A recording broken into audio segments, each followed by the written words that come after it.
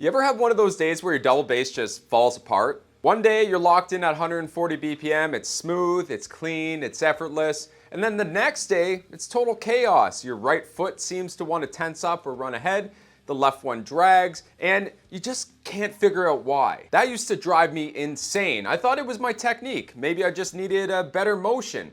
But no matter how clean it felt one day, it would always fall apart the next. And that's when I realized it wasn't my legs, it was something a lot deeper. Let me show you. Let me take you back to one of my worst practice sessions ever. You see, I set up the metronome, I moved it to 140, and then the first few bars felt good, then it all fell apart. My timing slipped, my feet just started fighting each other, and my shins were on fire. I couldn't even tell if I was getting better or if I was just wasting more time. I even filmed it, and when I watched it back in slow motion, it was pretty rough to see. And that's when it hit me. This wasn't about strength, it was about communication. My brain and my feet were not talking right.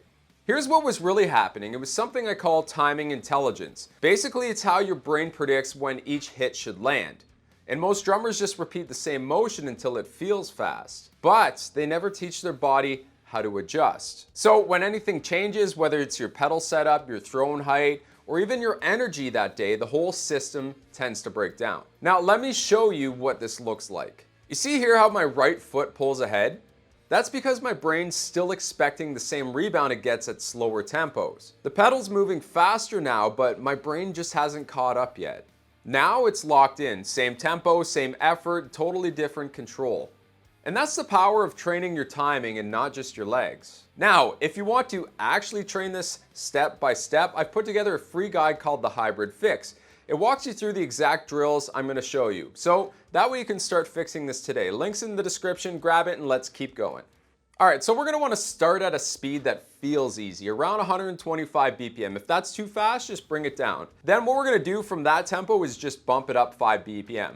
Not so fast where you fall apart, but just fast enough to feel a little uncomfortable. That's your learning zone.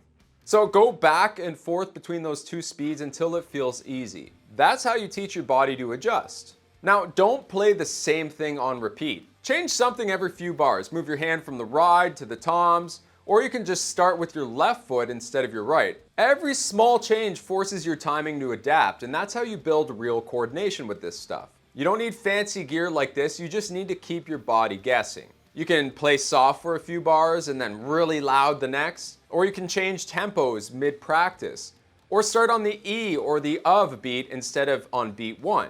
So the more variety you give your body, the faster it learns to stay steady no matter what. So if your double bass keeps breaking down at 140, it's not your legs, it's your brain. And you don't need another technique, you just need a smarter way to train. And once you do, even your bad days will feel solid because your body knows how to fix itself while you play. And that's what we work on every week inside a full-time drummer. We build the timing, the control, and the confidence that actually lasts. So click the link below, check out my next video on the Hybrid Fix, and let's make 140 feel easy. You'll see me there.